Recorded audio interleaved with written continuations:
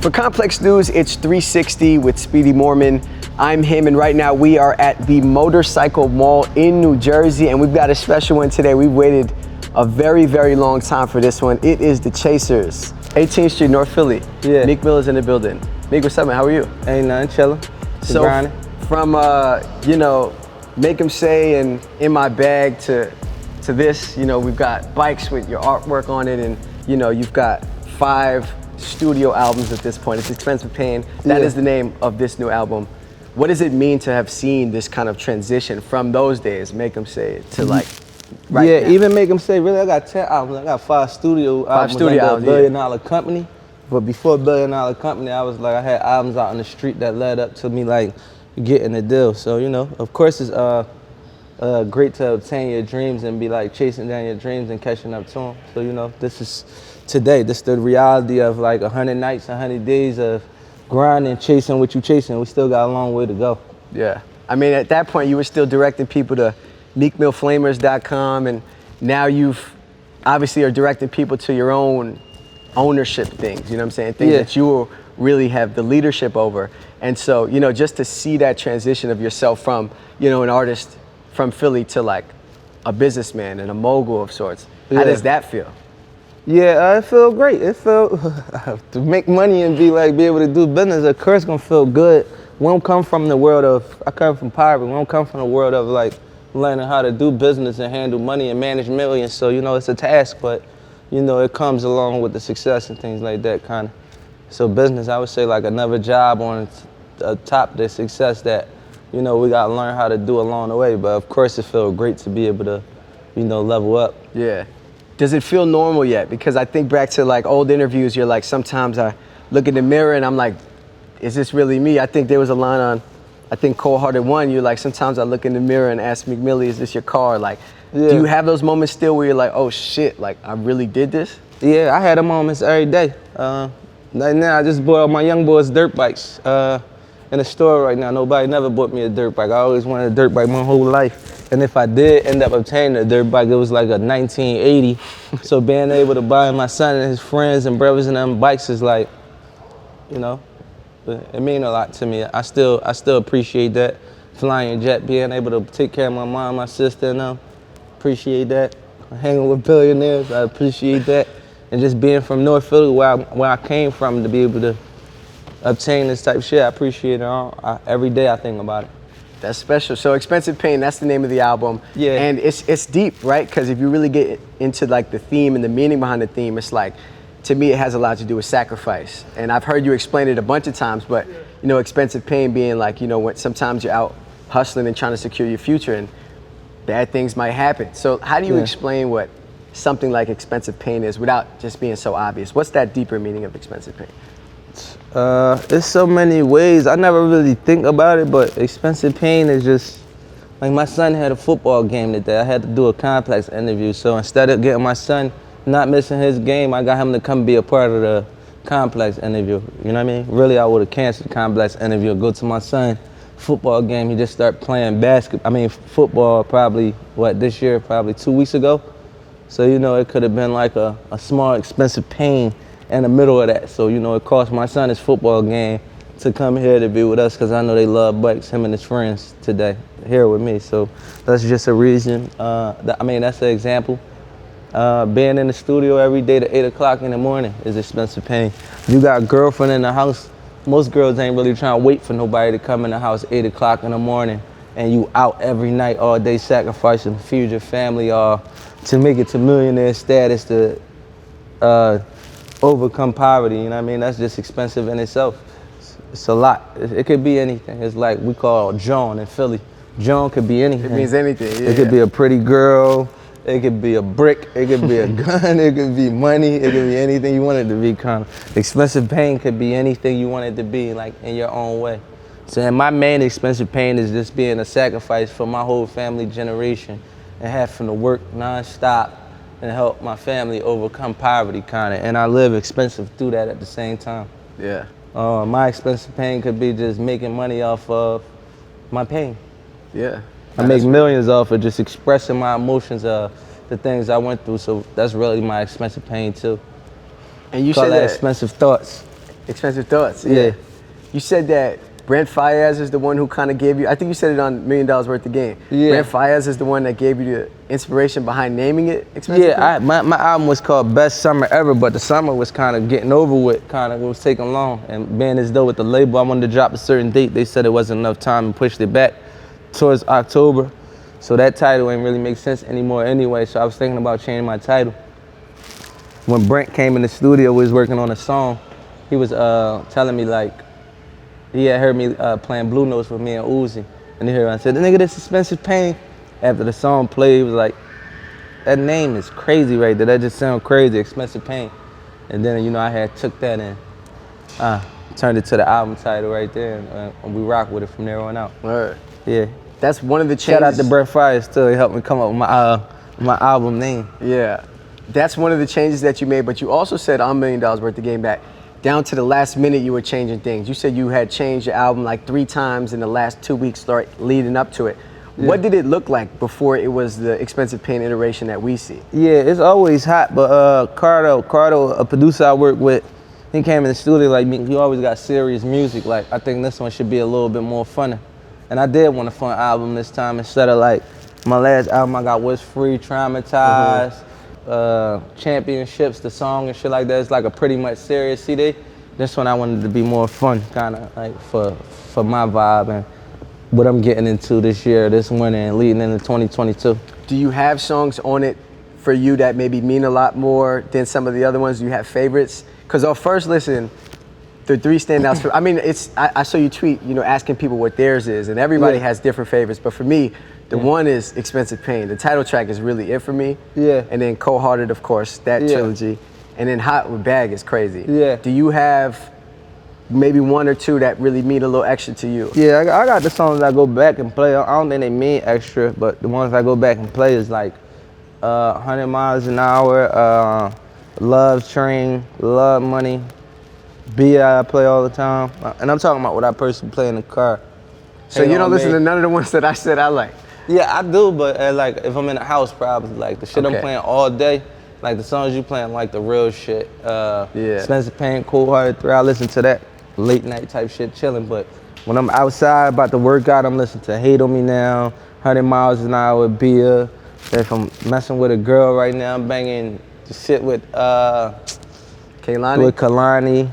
It depends, kind of. If I'm on some like good vibe type shit, or if I'm on rap shit, I'm banging, tweaking with me and Vorish. It's different type of vibes. But those songs I named are like on the way here. They the ones I play back and forth in the car. Right. Yeah. But all of them like my shit, kind of. Next week is gonna be a different group of songs.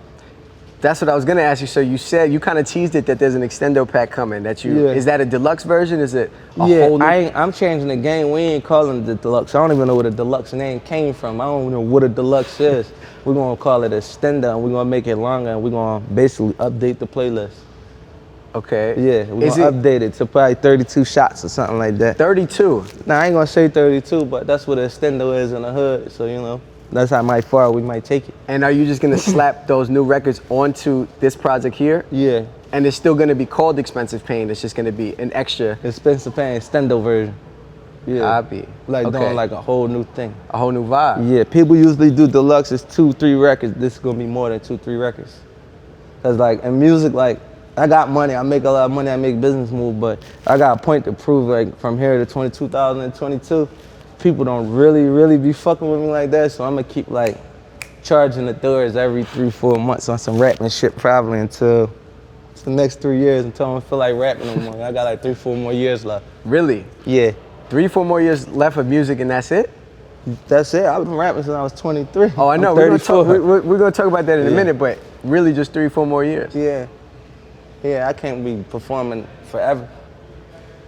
I probably got 2-3 more years. I think these are the last years I'm going hard with music, and I'm gonna go pursue like other stuff too at the same time. I'll still make music, but going on tour, working on an album, 6 months, being away from my family that long, I give up. Let the young niggas come up next and see who like just move me out of the way. A lot of people gonna be upset to hear that. Yeah, I still be rapping. If, you know what I mean? You might want to buy an NFT or some shit like that. We still got that shit going on, but I ain't gonna make that my priority of like my day job. Right. Music all day, kind of. Okay. Yeah. All right. Got like 4 or 5 more albums, and we over with. Okay. You're talking about this extendo pack. Just from a fan perspective, there's been a couple records I've been waiting to hear. Yeah. One of them is a joint that you teased mad long ago, and it's the joint with Pop Smoke. Yeah. Rest in peace. I think it was called Blue Fashion. Yeah. Is there a chance that we'll see that on this? Yeah, that extendo? might be on there, definitely. I'm trying to figure out, I'm trying to put somebody else from Brooklyn on there, cause it's like 2 songs that fit into one. So I'm trying to figure the song all the way out, but most likely that's going on the extendo pack. Okay. Yeah. There was another song that you teased on the IG story, which I imagine won't be, but Is it old? no, it was a Welcome to the Party freestyle of some sort. You Oh. threw it on the story a long time ago. Is there Yeah, I anything- did do it, but everybody started remixing it. I didn't feel like it was no need. I feel like I was gonna follow, like I was following everybody else. So we ain't getting that one. Yeah. The world might never see that. I don't know, yeah, probably not. I saw that joint as an NFT. Let's talk about the album cover for Expensive Pain. This was done by a black woman artist. Yeah. But for whatever reason, in the past few hours at this point, there's been some social outrage about people upset about it. Maybe if you want to set the record straight, why is it important for you to uplift a black woman designer as the artist for your album Nina cover? the shit. I don't think people really understand, like in the internet and the social world, we don't really give a fuck about like the fake social world. She a black artist, she a black woman. She been expressing herself through art. When they make movies about racism, on the news, when they don't talk about little girls getting killed in our neighborhood, we don't give a fuck that y'all not worrying about us or helping us. So don't give a fuck when we doing something the way we do it, you know what I mean? Because Nina always, she does have a real definition behind her art. She's a great artist, and these people don't worry about our community when we dying and going to jail and then trapped inside of poverty. So don't speak on us when you think you feel some type of way, you see some shit you don't like. Speak up when you see a little girl get killed in our neighborhood like we do. Come help us out a little bit and then have an opinionated opinion. I seen a white guy saying that, like, what happened, what did he say when George Floyd got killed? I know he was outraged about a bus and a painting that was on, but what did he say when he seen a white man choke a black man out for 9 minutes? Did he make the same type of video, or did he want to just zero in on that? No, do I think it's appropriate to have naked women on buses? No, I do not think that's appropriate. That can be changed, but Nina is a great woman. She's an African-American artist that represent black women, and a lot of black women support her. Me, I just joined the art game, so you know, I'm learning about art, and I respected her vision and what she brought to the table when I asked her to paint it, and that's what we rock with. Like, you know, social media is like not real. In my neighborhood, people are really dying every day in Philadelphia, little girls, little boys. The topic of a rap of a bus is not a real thing that's going on in the places we come from. Rap music, that shit came from the hood, came from poverty. If you want to speak on it, make sure you're speaking on it on both sides. Make sure you're paying attention. Make sure you have empathy for the world you're talking about. I seen a guy saying it was demonic or some shit. Make sure you understand who Nina is. When I came out with my album cover, of course, a lot of my fans don't understand a Nina Chanel album, but that was the whole kicker, to introduce like people that come from our world into the art world. Yeah. But you know, everybody can have their opinion, but I'm not too fine on that social fake shit, that fake canceling people shit. I support all black people. Ain't no rapper, ain't no black rapper, brown rapper, probably even white if you stand for what I stand for, or Asian. I'm not never canceling you if I don't feel like you're intentionally trying to hurt people or trying to like cause drama, because I come from a place of drama and hurt where people do that intentionally. And you know, the people who make mistakes and shit like that, we don't judge them or we don't try to cancel them or take their job away.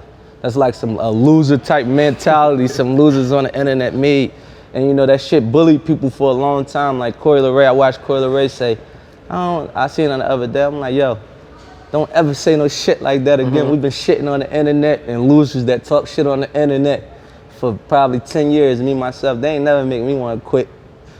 I see a comment about myself and want to go extra harder. So like, that world is like imaginary to me. You would see 1,000 people on the internet today. I would go viral on the internet, #1 trending. Let's walk into an arena right now, 10 minutes later, I'm gonna show you how they clap and scream for Meek Mill. That shit is a facade, and they use it to actually contain artists and control artists. Damn, that's So real. basically, fuck you if you feel some type of way and you don't want to understand what we offer to the table, because social media and platforms, they like real sensitive of things that don't really matter in the world. In my neighborhood, we got 600 murders. There's poverty going on. Please help us if you want to help change the world. And no, I don't think, I think it could have been a better way that my marketing team could have handled that. Very well said, bro. Yeah. Very well said. And it's only the truth. The truth might hurt you a little bit, but nah, but it's real shit. See, year 2012, man, we tired of living in all that fake internet shit. It's like two worlds. They did it to me with Drake. They did it to me with, what else they do it with? They just made it, even before my album just came out. They said sold 90,000. I don't know if they said that's good or bad, but if we walk outside right now, you're gonna hear that shit booming from Maine to Spain in the streets. So let me ask you though, when you do have an album like this and it comes out and it debuts at like a number 3 on the Billboard, do you care at all, or does it mean absolutely nothing? Me, I'd rather them take me off Billboard. You gotta think about like, what is the purpose of me being on Billboard? If Jay-Z talking about he don't believe Billboard, he been in the game for 30 years, why should I put myself in a position to be where they say allegedly something is being manipulated, and then I'm putting my brand on a list that's being manipulated? If I'm not manipulating that list, why should I even put myself in that to make anybody look over top of me? Not saying anyone is manipulating that list, but Billboard is not a part of my marketing scheme. It's not a part of my talent. It's not a part of my art. Actually, before I was ever on Billboard, I was on Billboard probably, make them say, before I got a record deal, it made Billboard probably like just off of Philly. I was excited about that because I didn't know what Billboard mean, but even right now, like, they say I got the number 3 album. I got the number 1 album out here. Who the fuck is Billboard? Y'all might be rating this shit wrong. You heard? Yeah. So like, if you ask me, you could really like, I've never really been a numbers person. Like, I don't know how many number 1 albums I got. I know I got some, but you could kind of remove me from that and let people just judge me off of my talent.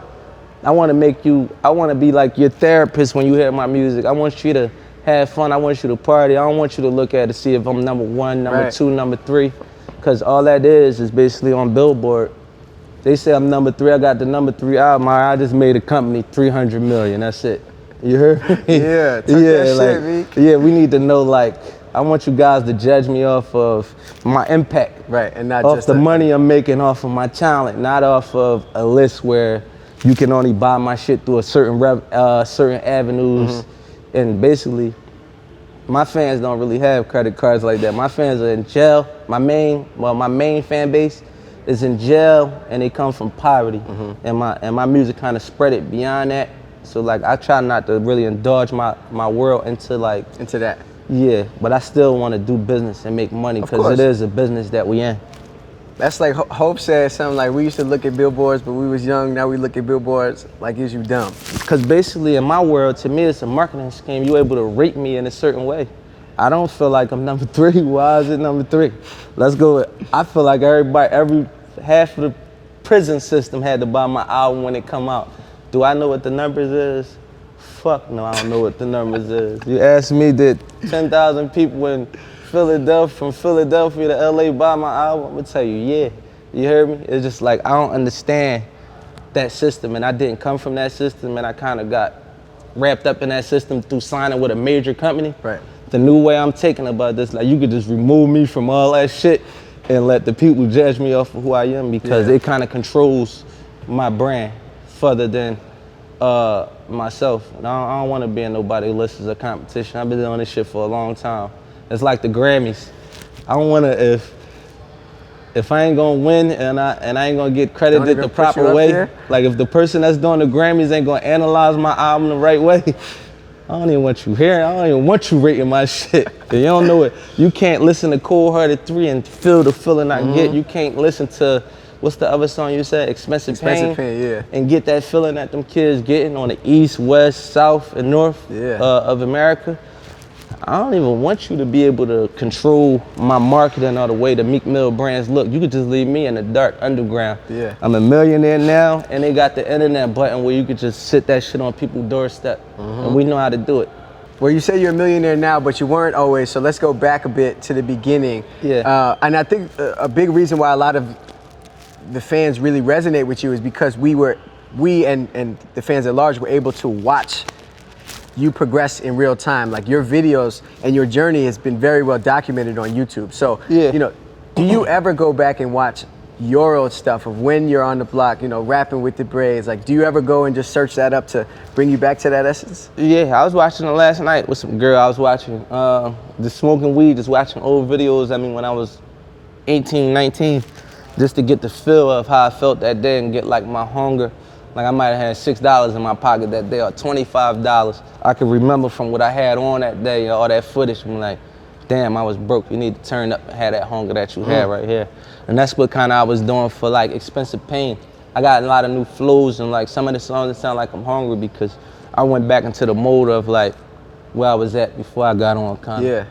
That's real to be able to watch your shit because when you document it, you can say, okay, I remember this. At this time, maybe this girl I was fucking with this girl, I was trying to do this to get this bag or whatever. Yeah, rap music's so funny, like they be like, it's based off Cap or this artist coming from that.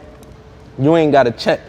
You can see me from every stage of my life. You can see me as a little teeny bopper with a 380, or you can see me in prison at 25, or you can see me at the table of the Reform Board, or you can see me at dropping a fire-ass album from day one. I would say from age 14 to the rest of my life, you probably can see pieces of it on camera on YouTube. Yeah. Yeah, so that's kind of cool to look at, to be able to like rewind your life and be able to see what you went through. Yeah.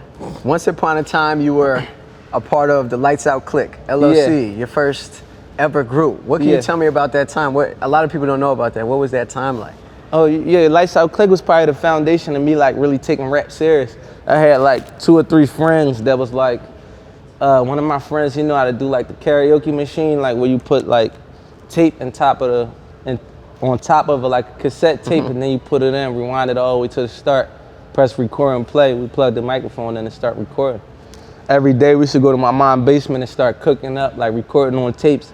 And then we formed a group, and that kind of like gave me the spark, like the real ambition to really chase it. And then years later, probably 4 or 5 years later, I start hanging outside Philly. I ended up creating another group with my family, like my friends and my family, called the Bloodhounds. So it was like, that was the next activation point that kept me serious about music too. When I listen back to a song like I'm a Boss, I hear which you still perform, and I love when you perform it, but you have a line on there, you say, I'm only 23, I'm the shit, now look at me. Now you're 34. Yeah. Does it ever bust your head sometimes to think, yo, I've been doing this over a decade now, like I'm... Yeah, I said that last night too when we was watching that. I said, that all that time went by too quick. That's 11 years right there. I'm 34 right now, and I was 23 when I made that. It actually made me proud to even be able to say, like, I've been in the music game this long, from the age of 23 to 34. And 23 was like, I'm a Boss, intro. Yeah. Around this time we on Cold Hearted, 3, what's the other one you like? Expensive Pain, Hit on Me 100 miles an hour. And you know, we in the middle of like, you know, I'm morphing the flow, I'm learning, I'm getting better at the same time. Of course, you ain't gonna have the same gritty Meek you had in 2012, but you know, I got another side of me that people ain't here yet. Basically, I've been delivering through Expensive Pain, and my next album I'm gonna drop.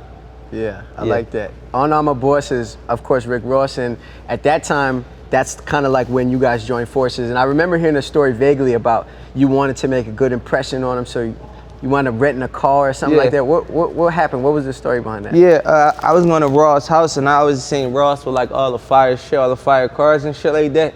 And in business, it's just a smart thing not to go in just looking like you need it. Like I didn't want to. I had a white gold AP or stainless steel bust down AP that was like 35,000. I had a chain that wasn't really like that. I don't know how much it cost.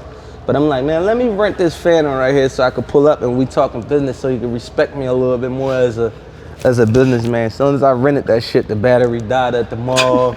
I was getting the jump in the Phantom in Bell Harbor parking lot. That shit turned out wrong. It backfired. Yeah, I ended up still getting the Bentley out of the rental, man, but I wanted to pull up in the Phantom, like, and I mean, make them see, like, young nigga out here moving for real.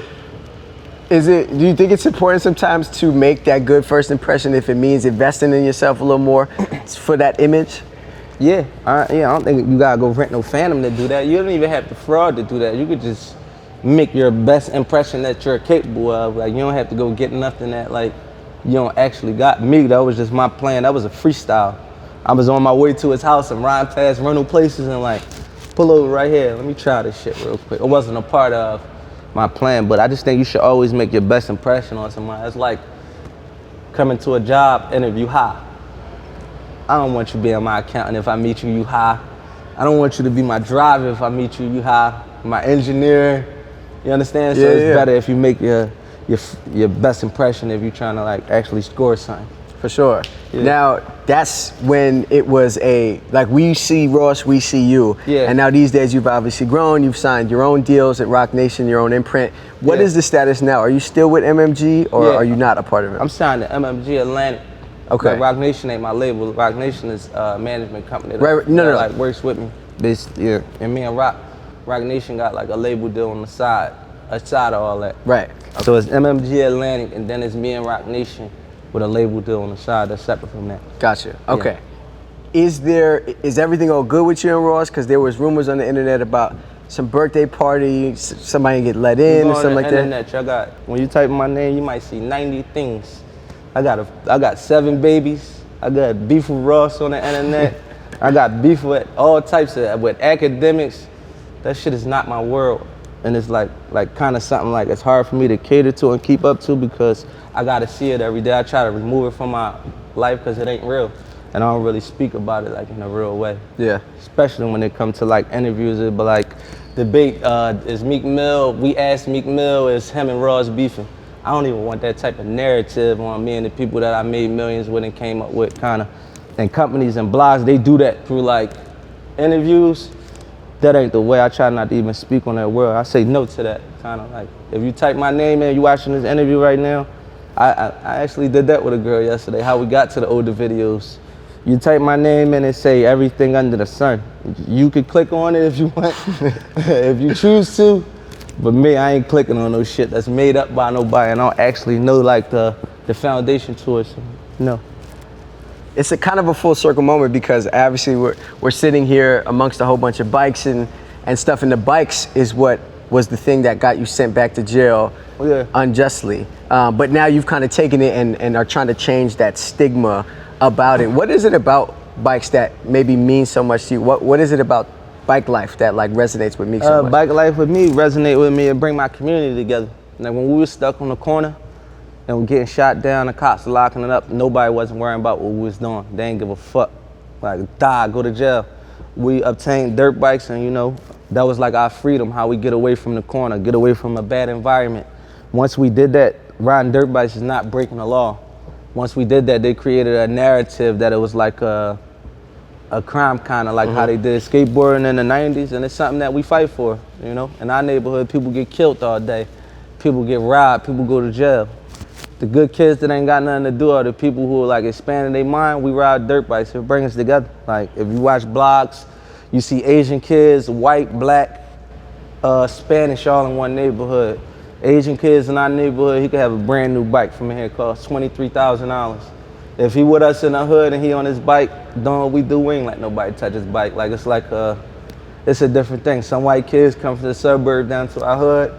When they riding with the pack, they know nobody ain't gonna take their bike. It's like a different type of brotherhood, and it's a thing that like we fight for. Whoever love bikes. I don't know if you see, sometimes I just go ride in Brooklyn. We see it. My security is gonna get lost, but I know that my bike life brotherhood gonna hold shit down to a certain extent. I'm not just gonna never go to Brooklyn or stand on the corner time, go to the studio time. Like I'm saying, like the hoods of Brooklyn too. I'm never just gonna go there to chill, but on a bike, you know, touch down. I'd touch down on hell on the bike if I could. You know what I mean? Because it's like what we love to do and what we live and fight for. Yeah. And now, obviously, you're, you know, Roc family. You're a part of Roc Nation. Yeah. Shout out to Hov. Shout out to Jay Brown. What is it like to be a part of that conglomerate, like the biggest? Roc Nation? Well, Hov and them, I always looked up to Hov and shit my whole life. The whole Rockefeller type imprint.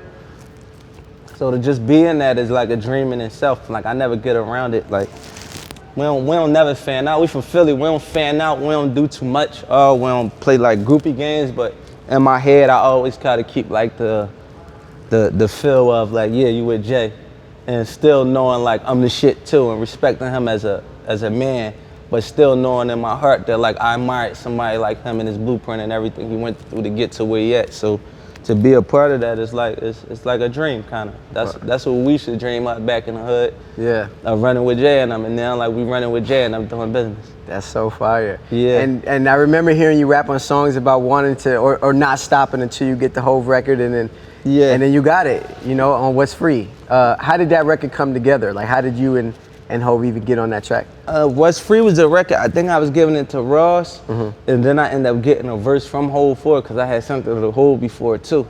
So I just asked Ross to get it back and just put Ross and Hov on at the same time. Did you know that Hov was gonna send it back, or was it kind of a surprise? Yeah, I knew he probably was gonna do it if he had the beat, but I didn't know when or if he was gonna make the timing of the album to do it and stuff like that.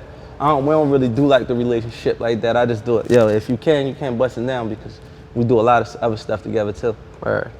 I heard a story about James Harden. He said that it was like 2:30 in the morning one night, and you, Baby, and Durk pulled up on his crib. He had practice at like 7:30 in the morning that day.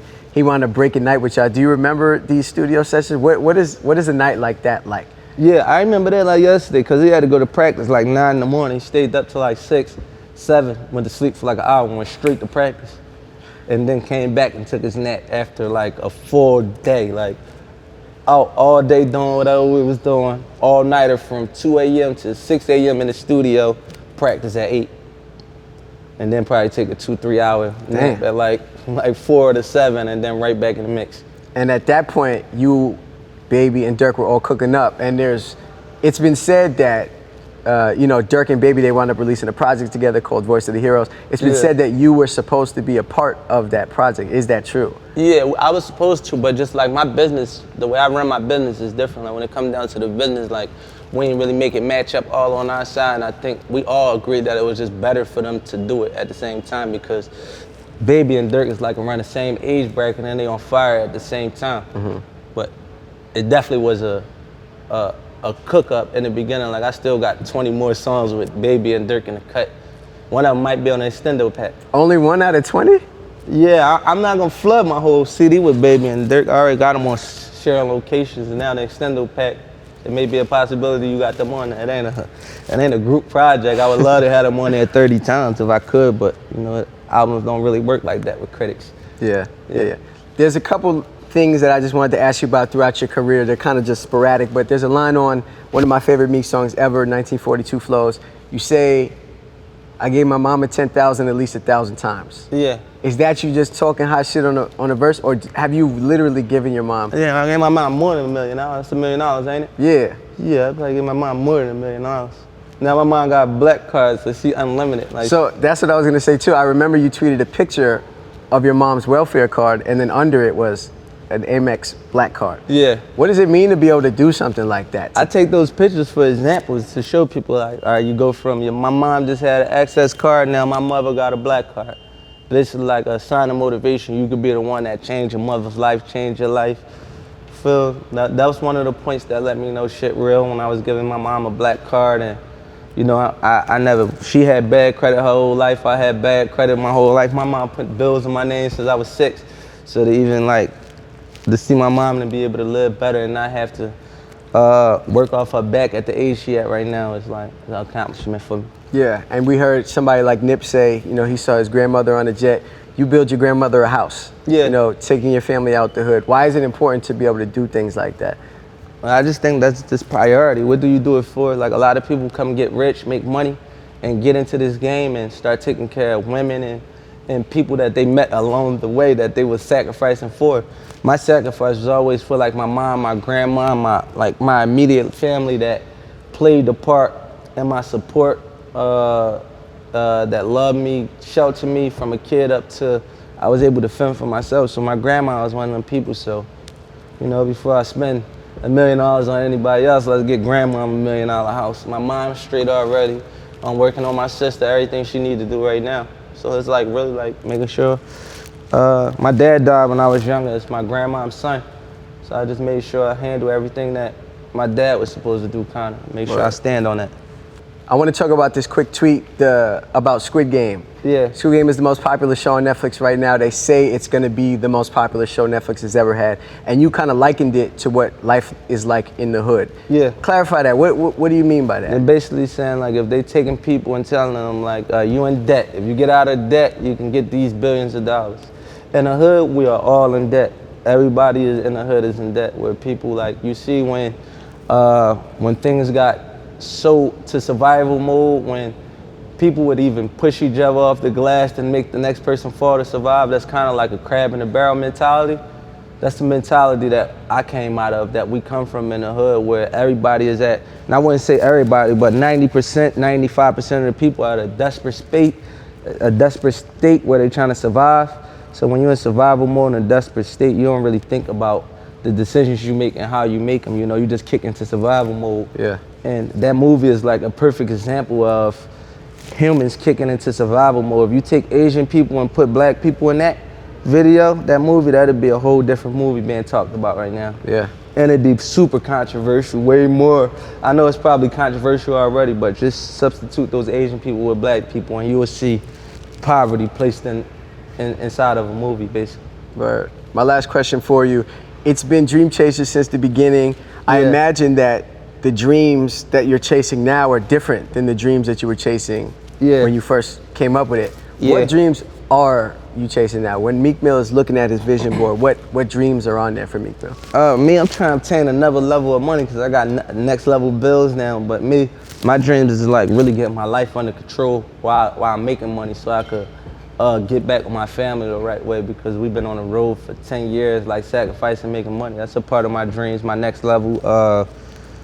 Being able to have my family at hand at any given time, and that comes with like making more money, kind of. In the NFT space, maybe there's some aspirations there in the art space. The Meek Mill movie, Doing My Life movie, is like a big deal to me too. Okay. I'm gonna start writing that tonight. I was telling Tonight? Yeah, no, seriously. I was having a conversation all day. I talked to a few directors, and I just said today I'm gonna start writing it tonight and finish. I wrote it a few times when I was in prison, locked in, but I can't find out where I left him at, so tonight I'm gonna just like really take my time and start. Word. So life after music, you got some obviously next level money, some more art stuff, the movie, and just a next level of Meek Mill. Yeah, it ain't gonna be a normal route that like y'all see rappers take. It's gonna be a different route. I don't know what it's gonna be, how I'm gonna do it. I'm still in the process of like the tail end of it, but yeah. Word. Well, Meek Mill, I appreciate you. Thank you for taking the time. Expensive Pain is out now. Make sure y'all go tap in and stream that. Oh, I appreciate you. Yeah, good luck.